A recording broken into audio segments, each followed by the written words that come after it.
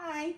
So it's been a while since I made a video, but anyway, I've got a new obsession, and that is sourdough bread. And it sounds kind of intimidating, and it was to me too until I figured out how to make it. So I'm going to show you how to make sourdough bread, which actually is not hard, but it does take some time. So anyway, these are the materials that you need right now. I have a sourdough starter. We'll talk about that in a minute. Water, a bowl, a kitchen scale, and bread flour. That's literally it. The kitchen scale is pretty important, okay? So you have to, when you're baking, especially bread, you have to be exact with your measurements, okay? So if you don't have one of these, you definitely need to invest in them. Amazon, like less than $10, okay? So, so let's talk about the sourdough starter. Now, I did not make this myself. I did not make the starter. So a friend of mine from church gave me this, okay? They gave me a starter. Now, there are lots of recipes. You can Google it. And literally, it's just you put flour and water in a container, sit it on your counter, and just kind of feed it every day for about a week, and it ferments. And that's what gives you like that sour taste and the bubbles in the middle of sourdough bread. Okay, if you are just starting out, I bet a friend of yours has some sourdough starter because it seems to be very popular right now. But if they don't, again, it will take about a week to get sourdough starter. Okay, so it has that fermentation stuff. All right, so first thing we have to do, so this is going to take several parts, okay, because it's not hard, but it does take a lot of time. There's a lot of resting. Anyway, so my sourdough starter, okay, it lives in the fridge. Like literally, I don't do anything with this until I'm ready to make sourdough bread. And I take it out and you feed it. So this lives in the fridge, but I took it out about a couple hours ago to bring it up to room temperature, okay? So, and I'll tell you why I have the rubber band on here in a minute. All right, so the first thing you have to do is you have to discard some of it. So this is actually my sourdough discard. Now, there's also lots of recipes online about using sourdough discard. So you take away some of it. Now, the recipe that I have says to leave about 1/4 of a cup in here. I haven't really been measuring it. I just take some out and then I feed it, okay? So I'm going to take out a little bit, kind of stir it around, and you'll see there's lots of bubbles in there, okay? It's really cool. So I'm going to take this out and try not to be messy with it. So there's lots of recipes that call for sourdough starters, sourdough discard. So you don't actually, you don't have to throw that away. I actually haven't been saving it for long, so I might try one of those recipes next. All right, so I've got about that much. Again, all right, so to feed your starter, you got to start with your kitchen scale, turn it on. Now, this is all in grams. I have my bowl. Now, I'm going to zero that out. So, we need 100 grams of flour. Now, this is bread flour, okay? So, again, you can find that at any store. Oop, and I'm making a mess. All right, so 100 grams of flour and 100 grams of water. So, there we go. Perfect. All right, so there's 100 grams of flour. And then we need 100 grams of water. So, about another 100 grams of water. All right, there we go. So 100 grams of water. Stir that together. It's going to be very lumpy, okay? So stir that together until it comes together, and we pour it into our sourdough starter. All right, so it's lumpy, it comes together, and then you put it in there. So literally all the starter is, like I said, is flour and water. So pour that in there, and I give it a little zhuzh. And that is feeding our starter. All right, so you just barely lay the top on there. Now, this comes our first wait time. We gotta wait like 6 to 8 hours just on the kitchen counter to let this activate, okay? So I put this little rubber band here, and I'm gonna move it up just a little bit to show you how much it rises in the like 8 hours. All right, so it's been about 8 hours. So the starter, if you notice, like where it was at the rubber band, it's about doubled in size. So we're ready to go. And now it's time to really get going, put our bread together. So, and I will post this link to the recipe I'm using. So take whatever bowl you're using. You do need a big one for this. And zero it out. I've already got some flour out here that I was pre-measuring. So we need 520 grams of this. So 520 grams of flour, which is about 4 cups. Put a little more in there. And again, it is really important to be pretty precise with this.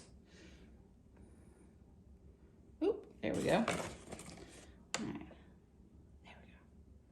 Let me see. All right, I'll be good with that. All right, so 520 grams of flour, and then you need salt.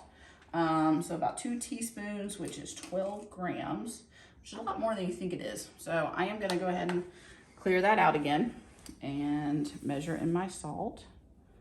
So that's 1 teaspoon. So that's about 6 or so. And then I just go slowly and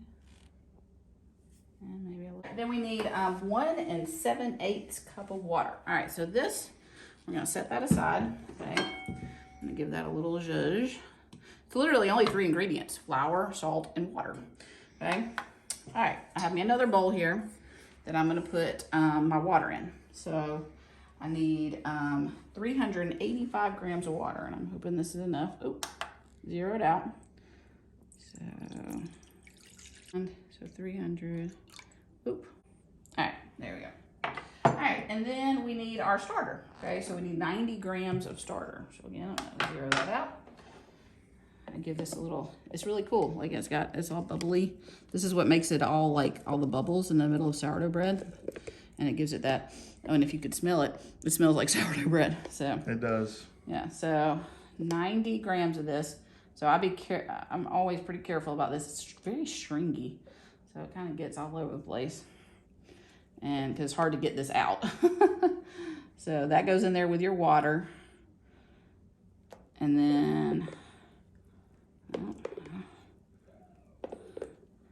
again, it's hard to get all that out. All right, there we go. Ooh, look at that. And if I can get one more thing to drop. There we go. All right. And we're good. So 90 grams. Let me scoop that out. All right, and give it a little zhuzh. All right, so after that, we now incorporate this into our flour. Now you are gonna need a kitchen towel to cover it up because we're gonna have to do lots of resting. So this rests a lot. This dough rests a whole bunch. So kind of stir the starter into the water until it's cloudy, until you can, like, you know, obviously until it's cloudy. All right, and pour that in. And again, if you want to read over this recipe, it says that it will be hard at first to stir, and it is. So you really just get it as incorporated as you possibly can. And then when it sits, it becomes like dough-like. So see, if you'll notice, this is, you know, you don't think that that's enough water, but it really is. So you do this for a little bit.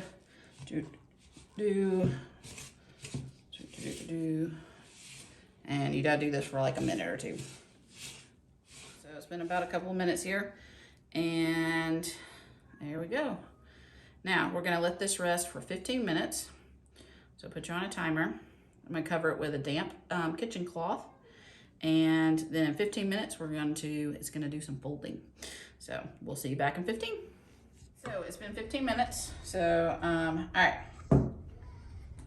So we've got our dough here, and you will notice it is elastic and it looks like dough, okay?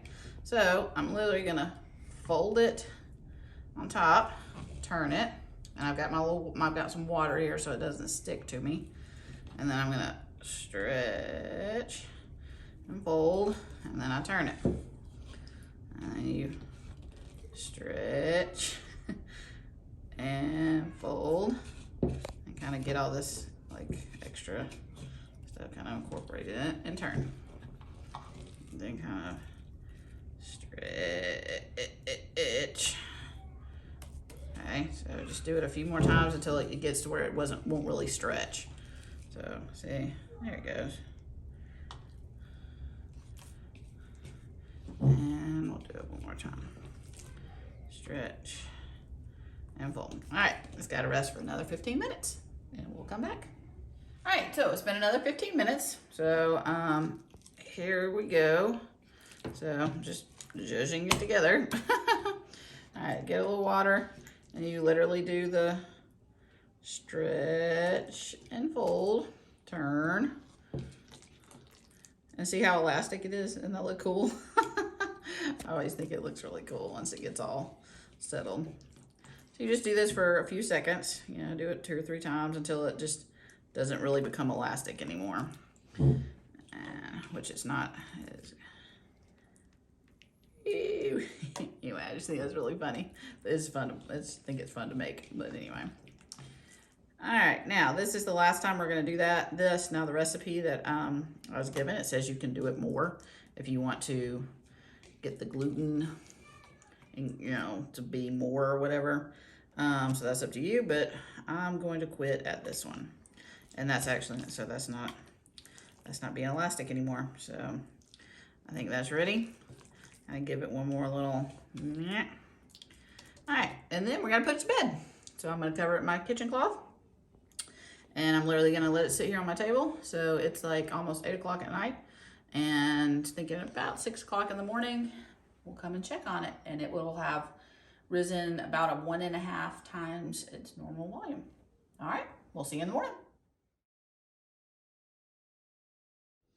All right, good morning. And look how pretty.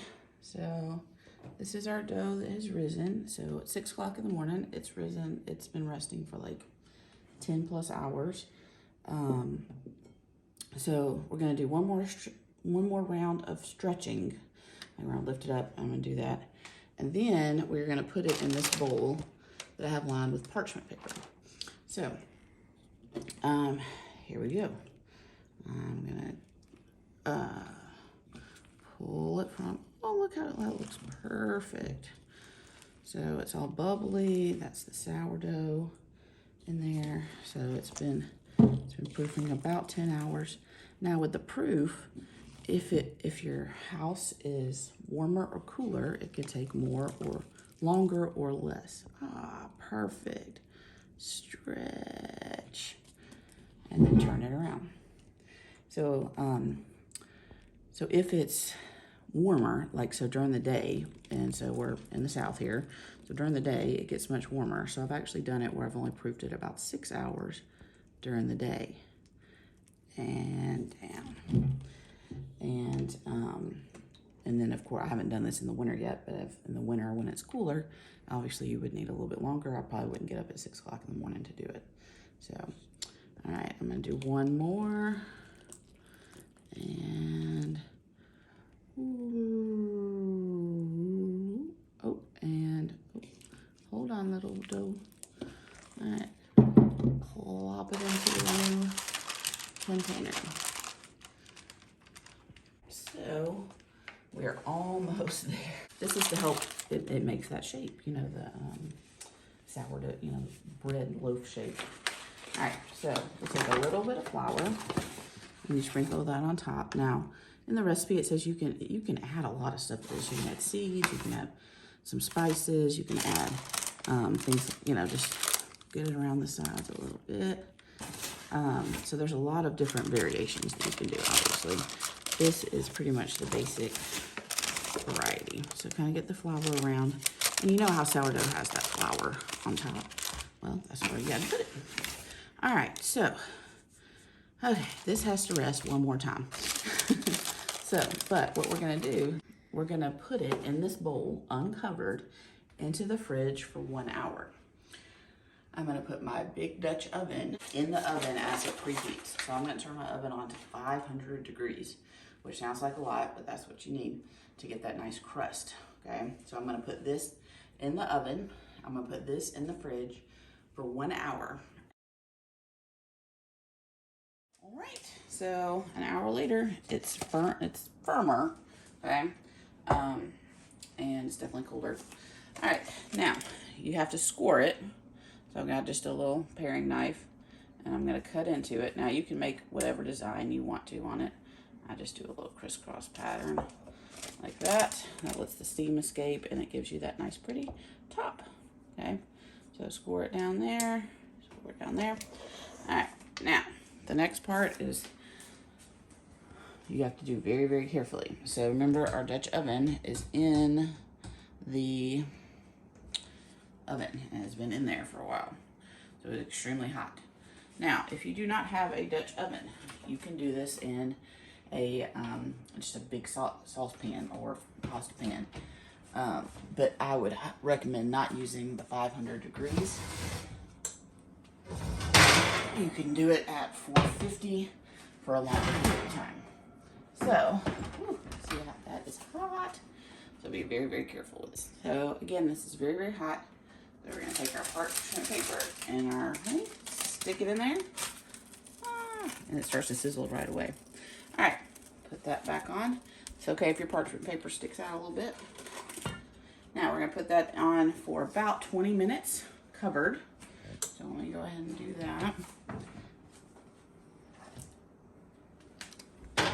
Oh, again, very, very heavy, very hot. Ooh, hot. Pot holders are hot too. All right, so about 20 minutes. Then we're gonna lower the temperature to 450 and do it another 10 to 15 minutes. And then we're almost there. All right, so it's been 25 minutes. So actually I did do it 25 minutes on 500. Woo. Again, very, very, very, very, very hot. Take it out. Oh, it is starting to smell amazing in here. All right, I'm gonna turn, oop, nope, not that, go away. I'm gonna turn this down to 450. Start. All right, I'll show you what it looks like right now. Ooh, how pretty does that look? Okay, so it's already looking very golden brown and nice and pretty. So I turned it down to 450 and I'm gonna put it back in the oven for about 10 to 15 minutes. And you'll be able to hear the crunch. It's so good. Anyway, I wish you had smell of it because it smells amazing in here. So we are almost ready to taste that. I'm looking forward to a nice buttery piece for breakfast. All right, about 10 minutes and here we go. All right. Okay, so the moment's finally here. This is going to be, oh, it looks so good. And again, it smells amazing in here. All right, again, be extremely careful. Look how good that looks. All right, so take it out, golden brown. Give it a little, oh, it looks so good. So excited. Okay, now, even though you want to eat it right now, you gotta let it cool. So we'll come back in another like 45 minutes to an hour and slather it up with some butter.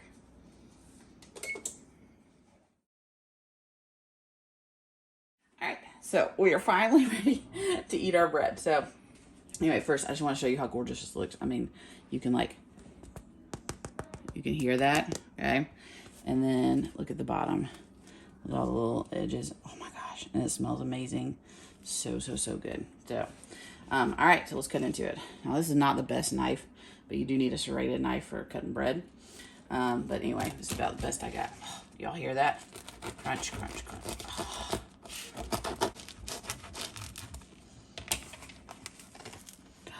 Look at that. Oh, it smells so good. See if I can get this to come apart. There we go. Oh, look how pretty. All right, so now we get to finally eat it. So, serving suggestions. Some honey, butter, of course, some salt, pepper, you know, avocado, jams, jellies, whatever you want on it, okay? Sometimes you can put it in the toaster. But what I am going to do, which is lather it with some butter, put a little sea salt on top of it. Oh my gosh, it is so good. So, yum, yum, yum. Make me a cup of coffee and that will be amazing. Take a little bit of, now also just a little drizzle of honey. It's really good too. But I love the sea salt. Just crack a little bit on it. Bam. Put a little pepper on it if you want. Oh my gosh. It's got that crunch, but it's chewy in the middle. It's amazing. It's so worth the time that it took. Oh, this is yummy. Now, remember, this really only has 3 ingredients in it. Flour, water, and salt. So, like, there's no preservatives like you bread of the you buy at a store. So it's actually not, it's not going to last long. And, you know, I promise you, you'll eat it probably in a couple of days. It probably will last maybe a week. It does get a little, once you go past a few days. So I would go ahead and cut it up, take it, make a you know, take it for lunch with sandwiches. Just wrap it in. You can either wrap it in some plastic wrap, put it in a, you know, gallon-sized baggie, and just store it on your counter. But again, you know, a few days, there are no preservatives. And I mean, hey, you know, I don't think it's gonna last that long. It never does in my house. So anyway, there you go. I hope y'all enjoy. Subscribe to our channel.